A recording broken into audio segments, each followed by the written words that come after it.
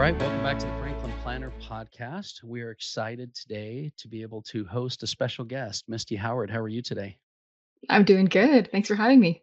That's great. Now, listen, we've been trying to put this together for a while. So, for those of you that are first time listeners, I'm joined in studio. My name is George Wright III. I am your co host, and I'm here with John Harding, who is also my co host and a owner and board member at Franklin Planner. John, how are you? I'm doing great. I'm happy to be here with you and Misty and focused on how to help people lead their life better. Yeah, we're going to have a really fun discussion today, and this discussion comes around real timeless values. And we're going to talk today about Benjamin Franklin and his early life and virtues that have inspired the Franklin Planner system. And so, before we do that, let me introduce Misty real quick. Misty Howard is a passionate advocate for timeless values, historical wisdom, and she's a voice for the youth. She's really been able to tailor some timeless historical principles and values to the voice of the youth, which is why we wanted to have her on today, right, John?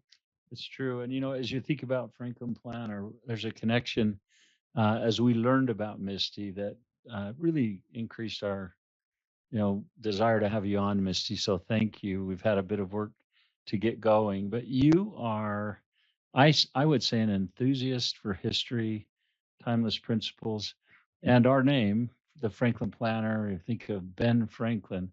A couple of our founders that we're grateful for, Stephen R. Covey and Hiram W. Smith, both had this huge passion. And I think we're well anchored on timeless principles, unchanging truths. And particularly Hiram Smith had such great interest in history. And in our founding fathers, he had great interest and insight all around the life of Ben Franklin and the corporate office, the early headquarters, and really for years, a bronze statue of Ben Franklin sat out right at the Oh, entry. wow.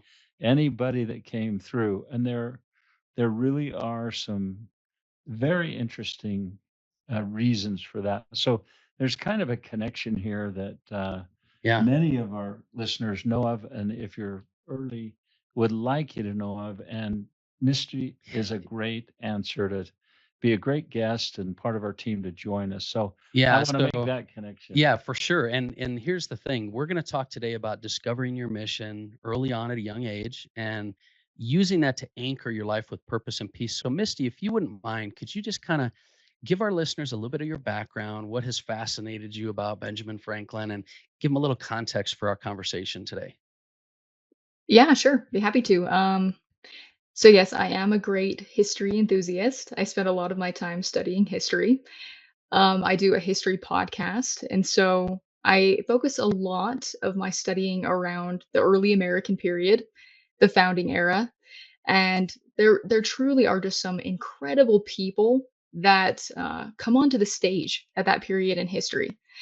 And Benjamin Franklin, I've done quite a bit of studying about Benjamin Franklin, and I would say that he arguably is one of the most recognizable figures in American history in general. And there's a lot of reasons for that. He is like the funniest character, incredible wit, but he also was just a very accomplished individual. And that was not just in America. He was internationally renowned as a scientist and a philosopher, known for his political theory, but today, of course, we're going to be focusing on his other accomplishments that I think are less known, which is his understanding of personal improvement. And you don't understand truly how incredible it is what Benjamin Franklin accomplished until you know his backstory and what he came Yes. from. Yeah, that's the part that I was kind of fascinated by as well. So that might be a great place to start because we want to begin by talking a little bit about the idea of youth and finding purpose early in life because most people think of Benjamin Franklin like in the later years. And so I would love for you to kind of start us out with this idea of Benjamin Franklin in his early years and how he discovered his mission so young. And then we can kind of talk a little bit more about that. Yeah, I want to say along those lines here first that I love being an advocate for, the younger generation, people in their 20s maybe that are discovering their life in the decade of decisions. But Benjamin Franklin, like you said, we kind of see him in this grandfatherly way, but a lot of who he was based on the decisions that he made early. And I have found this pattern in history, which is that the most successful people are often not those who are born in great circumstances, who are just wildly talented and just were so naturally gifted at everything. It's the people that had great determination. And Benjamin Franklin is definitely one of those. So, just to give you a little bit of context, Benjamin Franklin was born in 1706 in Boston, Massachusetts. His father was married twice, and he was the 15th of 17 children born Oh, to his father. Yeah, big family. wow. And his parents didn't have a lot of material means. Actually, his father owned a shop where they would, make candles and soap and things like that. But Franklin wanted to become a sailor, and his father was not excited about that. He wanted him to pursue other vocations, something that was less dangerous. And he realized that Benjamin had an aptitude for learning. Franklin, from a young age, loved to read. And so his father put him in school. But because their finances were strained, he ended up getting taken out of school and worked under a personal tutor for some time before quitting school altogether and joining the family business, which he really did not like. He didn't enjoy his time. Apparently, he thought it was boring, I guess, just making candles and soap. Uh, but altogether, Benjamin Franklin had about 2 years of formal schooling, Mm. which, when you consider that he would go on to become one of the greatest minds of his time and earn a number of honorary degrees and invent new things, you'd think, how is that even possible? How could he have risen so far from what he was and what he started with? Uh, but kind of giving you a little more detail there, as he got older, he turned 12 years old. His father actually had him apprenticed under his older brother in the printing business. And he was an indentured apprentice, meaning that he would work from the ages of 12 to 21. And I mean, you think about a 12-year-old today having to do labor like that, it seems like, and he's working long hours. So, how is he supposed to improve his mind or his situation?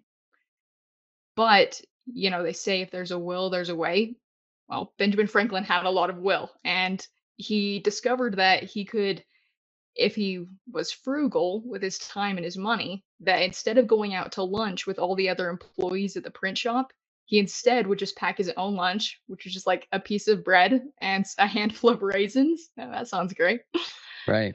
And then he would stay behind, and he would spend all of his lunch break reading, and then he would save money so he could, guess what, buy more books. And so that's how he began to improve his mind, because he knew that education was the key to changing his situation. He Do you also think that, yeah, I was gonna say, do you think that the education and that love for that is what helped him to sort of narrow down and find his kind of mission and purpose? The fact that he was an avid learner? Oh, absolutely. Absolutely. Well, it was both the improvement of his mind, but it was also his determination to increase his writing capacities, because he said that prose writing was one of the principal means of his advancement. But he wasn't just a naturally great writer. I mean, I think there was some raw talent there, obviously, but he would actually take one of his favorite newspapers, and he would take sections of the newspaper, and then he would just rewrite it in his own words, not only just create something that was as good, but he would try to improve it and make it better. And his writing increased dramatically. He, even at 16 years old, this is kind of one of those funny stories from Benjamin Franklin's life, is that he started writing under a pseudonym, which was Silence Dogood. Maybe you've heard this story before. Mm. Yeah. Well, he knew that his brother, who he didn't get along with super well, would not want to print anything that he wrote. And so he started writing under this false identity of this widow. And you get a lot of, you could see his wisdom and his wit, because he's not just talking about funny things, even though he is, but he's talking a lot about some deep concepts. And so Franklin, though, this is key to understand, this shift in Benjamin Franklin's life was that he didn't get along great with his older brother. In fact, he says that his older brother would beat him at times, actually pretty frequently, which he took extremely amiss. Can't Wow. imagine why. Yeah. And but he makes this really interesting note in his autobiography where he says that he thinks that it was his brother's tyrannical treatment of him that created in him this eternal hatred against depression. Uh, and I love that he was able to take something that he could have become a victim to, and and felt that, hey, because I wasn't able to get a good education, because I have to work so hard, I can just roll with life the way that it was destined out for me. But he definitely does not do that. He takes control of his life and decides he's going to take a new course and ends up leaving his apprenticeship and moving to Philadelphia. Yeah, well, his resilience, obviously, that's a great example of in his youth how he took what most people would call, a victim mindset and, could feel very oppressed and turned it into something that helped to push him forward. And it's interesting, John, I was going to mention to you because, you talk a lot about there's greatness within all of us. And clearly, he's a great example of that. But especially with the youth, I mean, I think it's so important that the youth find ways to pull their greatness out, and Benjamin Franklin's a great example of that overall to be able to find that. So, how do you think younger people today can really discover their greatness and kind of turn it into purpose? I'm trying to find maybe some parallels here that he can offer the youth today and what they can use from his story to turn that into their purpose and direction. Well, I would say that this idea of becoming a victim to your circumstances, unfortunately, it's very prevalent today, but I would say it's even more so among youth because society loves victims. It's so easy to make excuses to not do great things because of what we're born into, or maybe what other people do, or how other people treat us. But if we can take full responsibility for our own actions and be proactive, then we are able to, instead of, be shaped by our circumstances, we can then shape our circumstances. And Yeah, you it's it's a lot easier to do that than you originally think. Sometimes it's a mindset shift. yeah, and in these early years, this is why, John, I was going to mention to you, it really comes down to the power of choice, right? And so when you talk about the principles of Franklin Planner and discovering your mission and vision and values early, it is really a matter of choice of where you put your focus. No, it isn't. Missy, I love what you said about, uh, you know, people are faced, all of us have challenges. And I even think, some people say, well, these challenges aren't ones that we face, or no one's faced this if you're feeling like a victim. At the age of, the wise age you are of 26, what do you see? And I want to come back to Yeah, these yeah. principles. What do you feel like you see, of your peers? You're kind of in this Gen Z, and most people can't keep track of all that. But think of the ages of, mid-teens to almost 30 years old is this young adult, an evolving generation. What do you see as you look at history like this? And then let's stay with this Ben Franklin history. What do you see happening kind of around you? What do you think the opportunity is for people, your age, and as it relates to that was years ago, but Ben Franklin is an awesome example of leading your life, but coming not from much, right? And against a lot of obstacles that we don't hear about until now. Well, I would say that something that I have observed is that we live in an era of apathy where,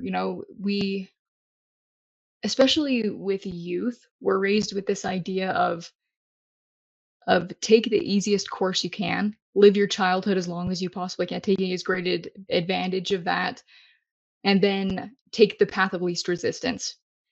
And we do have, we want to take the easy route of getting something for nothing. And, the idea of hard work and taking the more difficult course is not as popular. And I know it doesn't sound as exciting, but I think young people are especially susceptible to that pitfall of just wanting to take the easy route. But greatness is only achieved by taking the harder course. It's and you have to depart from, what you may even have other people telling you that you can or cannot accomplish. And you have to have the faith in yourself and have something deep inside yourself that drives you outside of the forces around you. Yeah, that's a great point. In fact, I think that that's a great segue into something that's a core part of what we wanted to talk about today, which is going from just where you're at to a turning point of direction. And, we wanted to get into this idea of how did Benjamin Franklin get to a point where he went from drifting to deliberate purpose with these 13 virtues that helped him to transform his life. Because people that are they're trying to figure out what they're doing or how they're doing it and their direction, there has to be a turning point. And he's a great example of that. Back to what John said when he developed these 13 virtues. So maybe you could help us kind of lay the foundation of where that turning point happened. So, Benjamin Franklin, after he decides to leave Boston, he moves to Philadelphia and finds work at a print shop there. And as he something kind of crazy happens in his life, actually. So, the governor of Pennsylvania, Sir William Keith, he actually approaches Benjamin and he tells him that he's going to set him up and send him to England to go and get some printing contracts and get some new equipment, and that he's going to help him create a new business in Philadelphia, which Mm. sounds great. It sounds amazing until he gets to England and realizes that Sir William Keith was not going to keep any of those promises. And so he's kind of left on his own, but he decides to make the best of it and he stays in London. But as he's in London, I would say that this is probably the most directionless period of Benjamin Franklin's life. He'd made some promises with a girl that he would one day marry that he left behind in Philadelphia, and he wrote to her one time, and he kind of forgets about her and the commitments that they made. He spends more money and time on amusements than you'll ever see at any other time. He's a very frugal person and worked really hard, but as a young adult, he's between 18 and 20. He's living in London, and he starts mixing with some more sordid company and adopting some of their values. But as he has an opportunity to go back to Philadelphia, on this journey, he begins to evaluate what he really wants out of life.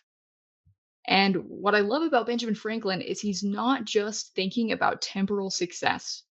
And I want to make this point too. This is something that I absolutely love about the Franklin Planner, opposed to other time management systems, is that other systems are focused more on just doing things efficiently. If you could just do things faster, then everything would be great. Where the Franklin Planner is focused on, creating a value system and focusing on your priorities on the things that matter most. And that success is not just termed by monetary gain. There's a lot of people that are successful, as far as they make a lot of money, or maybe they have enjoyed fame or success in that region, and yet they feel a lot of emptiness in their life. Hmm. Where Franklin was focused on creating a life that was balanced and that was a lot about self improvement and creating values that surpassed just temporal success. Yeah, that's interesting. And, it's also interesting your perspective there because I know you've referred to those as kind of his lost years. But what's interesting to me is that most people see when he created the virtues and some of these things, but it really that period of time was pivotal to his growth, leading him to the creation of the 13 virtues, right? Without that wandering and lost time is really what helped him to pivot and transition. So I think sometimes that's lost in the context of people that might be struggling, not knowing what they're doing. But if they can come back and get grounded into some principles.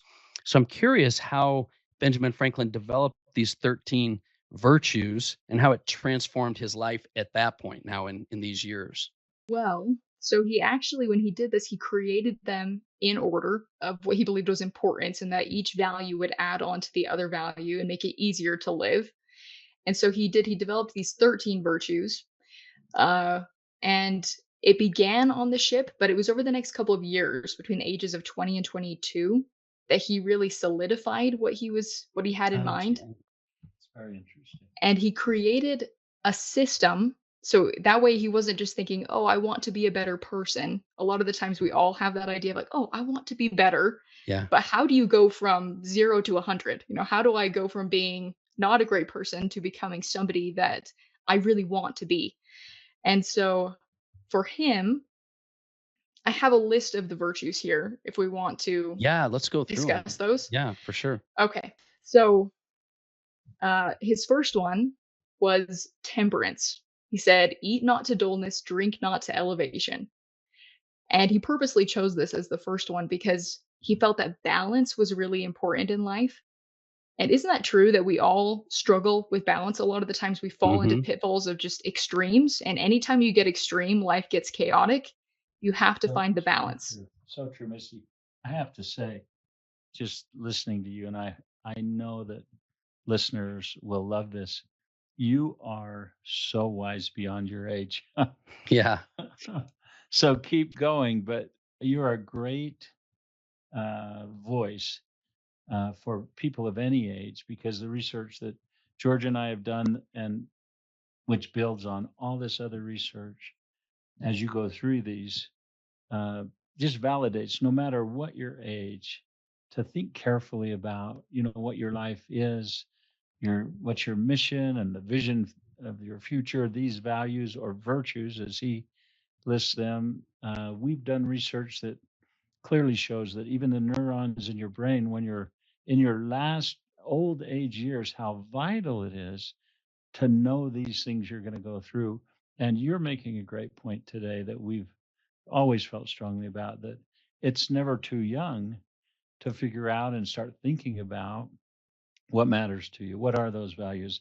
So keep Well, going. and to your But point, you're John, wise beyond your years. well, and to your point though, this wisdom is coming just like with Misty from Franklin at in his 20s.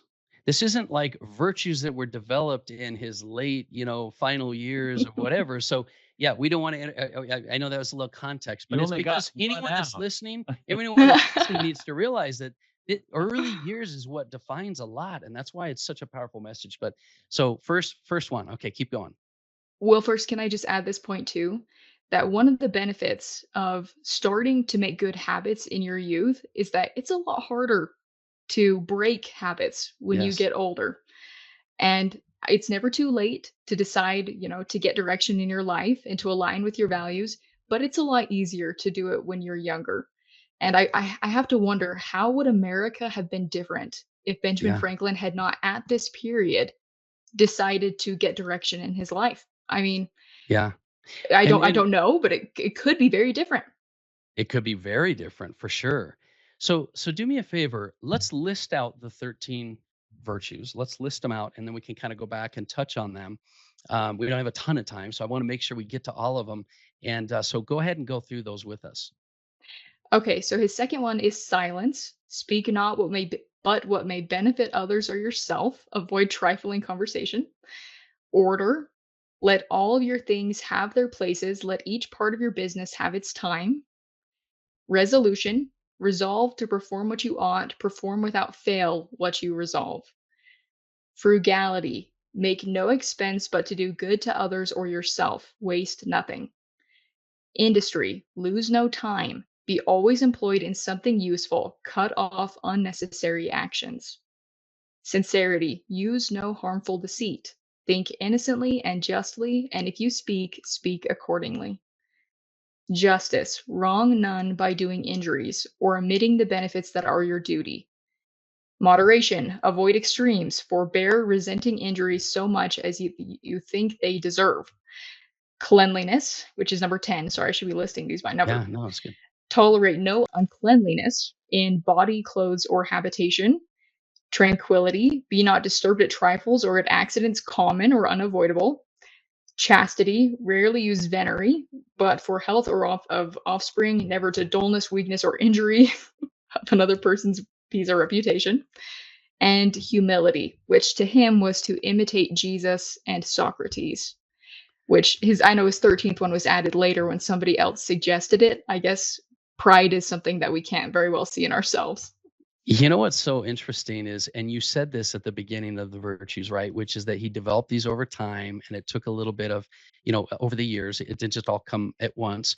And I thought of an interesting question I wanted to ask you, John, because the F- the Franklin Planner system was very much modeled after many of those same principles. But what Misty said was that it was his self-evaluation process that really had him develop these. It wasn't because he just came up with a really cool, list of 13 things. It was his self-evaluation process, and where the Franklin Planner was patterned after that.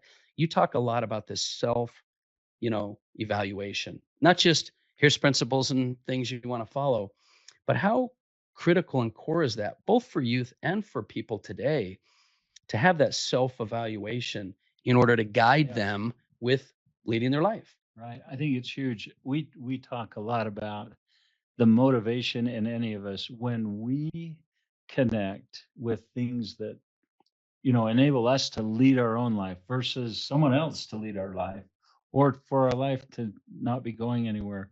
So, George, you think about, we talk about, Misty, the productivity pyramid that kind of came along and mirrored this system. And the base of this is to really be thoughtful, seek out, learn, read, but to take time to think about your own mission, what matters to you. We say, have a vision for your future. Think about the equivalent of these virtues. What do you value? And also the roles you play in your life and who matters most to you, in addition to what matters most to you. Some of those terms, might be new to people or might feel complicated, but really we're just talking about really being intentional about and believing you have greatness in you and a leader. You have the ability to think about that.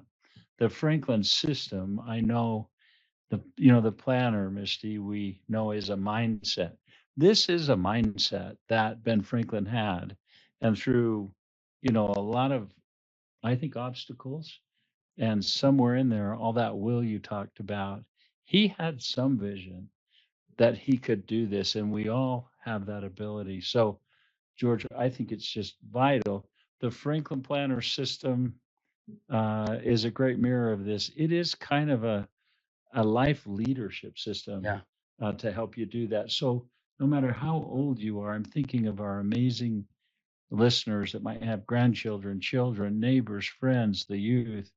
This is a very cool system, like Ben Franklin had to work at that. Yeah, and to your point that you had said, Misty, it's not just about time management productivity, right? So as we talked about Benjamin Franklin in his early years, kind of discovering and finding his direction, and then his self-evaluation process leading him to, these virtues that transform his life, it kind of leads us to this other area we wanted to talk about while we have time is governing values, because there's these unchanging principles that you started with that said that the people that you find that are the most successful, these virtues, and you mentioned it as well, where Franklin discovered the direct link between virtue and happiness. And so as you take your finding your direction and mission and your self-evaluation process and you use that to lead your life, and then you get to a point where you link that link between the virtues and happiness. Talk to us about Benjamin Franklin and how he reflected that and some of your thoughts on that. Well, for one thing that I appreciate, talking about the Franklin Planner and how it ties to Franklin's governing values, is that, we're not basing it purely off of the exact values that Franklin chose. It's about finding your governing values and the things that specifically matter the most to you and that would determine a successful, happy, productive life where you can find peace with yourself because you're lined up with your values. And this is such a different approach because a lot of the world will tell you that you have to achieve success at the expense of your values and that you have to, if you're gonna have to step on whoever you're gonna step on to be successful, where this is a totally different way to view this, where it's becoming a better person, starting with purifying ourselves and trying to become the best version we can be, that our values can actually be the catalyst for our success and lasting success that helps us to feel at peace, not just with what we accomplish, but who we are. And Franklin actually termed this as his pursuit of moral perfection. where he literally, I'm like, I can't think of a higher goal than that. He wanted to be perfect. He thought, if I can, know what I should be doing, why not? Why can't I just do it all the time? And he was systematic about it. He would mark when he would have a failing in his little book. He'd have a little book with him. He'd always mark down if he ever had a slip up on any value that he was going through. He had the system of a value per week. And that helped him to be conscious of his improvement. And he discovered that by improving himself, he became a happier person. Wow, it's interesting you say that because I was going to ask you whether it's youth or anyone today, like how do you cultivate character and virtue in a world that's dominated by like instant gratification and superficial success? And you just talked about how Franklin had a system for actually evaluating just that, as opposed to like how many dollars do I have in the bank account, how much, whatever. How do you cultivate character and virtue in a world that's dominated by instant gratification and you know, um, money success? I think it was Stephen R. Covey that said to say no to something, you have to have an even stronger inside yes. And so you have to have something that you're committed to, whether that's your own personal growth, your own Mm, personal achievements, a value system, a religious based system, whatever it may be. You need to find out what matters the most to you and then try to keep those commitments to yourself.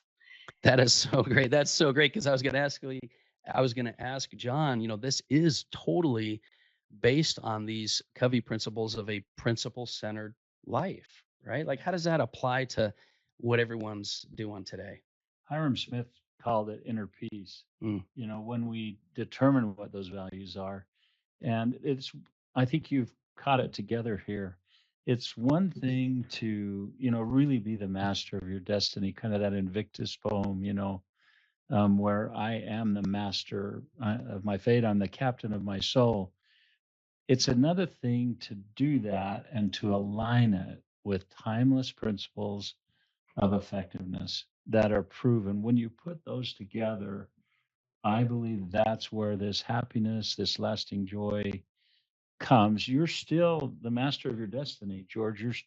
This is not in any way trying to empower people to do anything but decide for themselves and just tap into the brilliance that's in them and the greatness that is in them.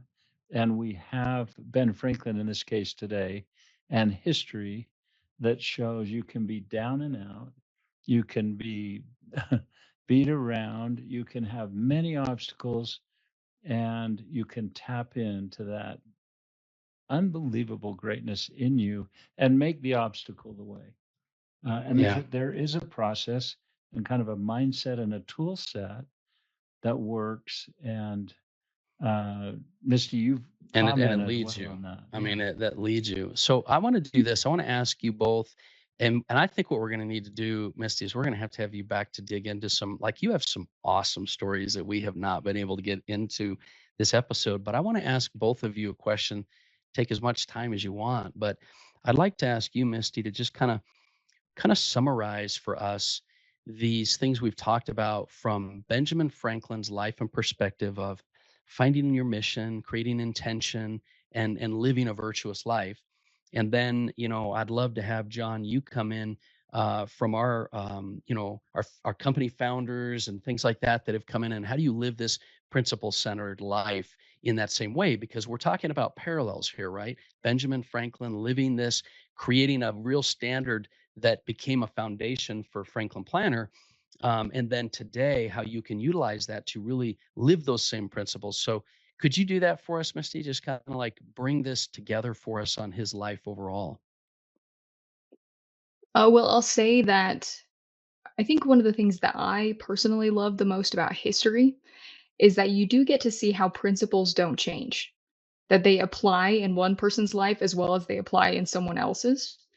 And so Benjamin Franklin is someone who was able to, I would describe him as a discoverer of truth. Whether that was in science or philosophy or anything you can imagine, he was honestly so talented in many different areas. But I would personally say that the greatest discovery that Benjamin Franklin made is one that we don't talk about enough, and that is the great correlation between happiness and virtue. And he actually says here that at the end of his life, he admits that he never arrived at this great goal of moral perfection. Yeah, but he does say, he says that he fell far short of it. Yet I was by the endeavor a better and happier man than I otherwise should have been. And it may be well my posterity should be informed that to this little artifice, with the blessing of God, their ancestor owed the constant felicity of his life down to his 79th year in which this is written. He says, I hope, therefore, that some of my descendants may follow the example and reap the benefits. So I think that we can learn from that, that we can truly, and this is, everyone is seeking happiness and satisfaction in life. We all are. And I Yeah. would say that the young people are especially seeking that type of peace and feeling like their life matters in some way. And Benjamin Franklin, we can learn from him that it's by becoming the best version of ourselves and seeking to adopt good habits and good values and to overall develop virtue in our characters that we find what we ultimately are looking for, which is success and happiness. Yeah, that's so true. And I think that that is sometimes people get caught up in the fact that they're looking for certain things, but it does come back to happiness, fulfillment, direction in life. So, John, what are some of your thoughts on that? I'd like to ask Misty one more question, and then I have Yeah. something that I think will connect to her answer, but I'm not sure what exactly how you answer this, Misty. You are, I think, a great thought leader as it relates to history, and you're very unique, I believe, in that for how young you are, you really have this wisdom, but you also have this 26-year-old perspective. There are so many of our partners and listeners and customers that have grandchildren, children that are your age, who have really tapped in. I mean, their stories flow to us that they are agreeing with you, as to this system. And many of them, Misty, might have, learned of Franklin Planner through a corporate or an organizational Hmm. setting, and they could teach us, and they do daily so much. I think there's an incredible opportunity that you demonstrate for all of us that have neighbors, friends, children, grandchildren, to share what we are talking about and know, and to share the Franklin system and mainly the principles that help people. But do you have some specific advice for people your own age or for those who have children and grandchildren, related to these principles and even Ben Franklin's life that you would add to what you said? Just, hey, this is what I can see. I'm 26 and I see this. I see this. So I would love to hear just a response there. Then I have an invitation for everyone, George. Well, I would say that self-development um, is only a means to an end. We're trying to develop ourselves, but it's for a purpose. We should be seeking to develop who we are so that we can help other people. And that's really where satisfaction comes because you will hear things about improving yourself, but it's often just very self-centered. Be better so you can be feeling better about yourself, which we've discussed. Obviously, it's not bad to want to be happy through these things. But I would say that one of the unalterable laws in existence is that we feel happier when we're thinking about other people and doing things for others. And so my invitation to young people and to other people who know young people who should be trying to find direction in their lives would be to set aside time to actually think about what you want out of life. Benjamin Franklin had that long journey across the ocean, and I can't help but think that part of it was that he was so distraction free. That was a long journey, and he actually says it's funny enough, he says, "I got tired of talking to the people who are around me." And so he just had this time to reflect. But we have to make time to reflect today. It's not gonna happen to you. You have to set aside everything else that's happening in your life and take the time to write down what you truly value in life and the qualities that you want to develop if you could see the end result of who you are, like the ultimate finished version of yourself that you'd like to see. I would say take the time, write it down physically, what you want to become, and then start making the goals necessary to become that person. I love that. Yeah, and there's very few things in life today that separate you from the daily digital overload. And so Benjamin Franklin had a true benefit there where we probably couldn't handle having that long of a trip nowadays. But silence, time, Franklin Planner is a great way to create that barrier in your life of having some time to reflect. But John, Yeah, my invitation is, the best way to learn something and to share and to feel um, like you're really making a difference is to share yeah, a principle, or if you've had great results with the Ben Franklin process or the Franklin Planner or these timeless principles. George, my invitation is to share this with 5 people.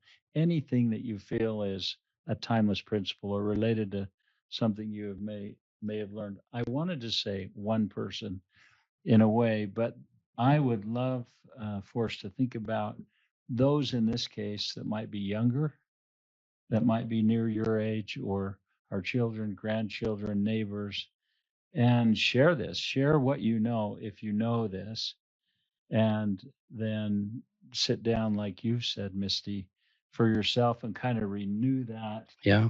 truth. Because no matter what your age, great benefits come from tapping into that potential in you.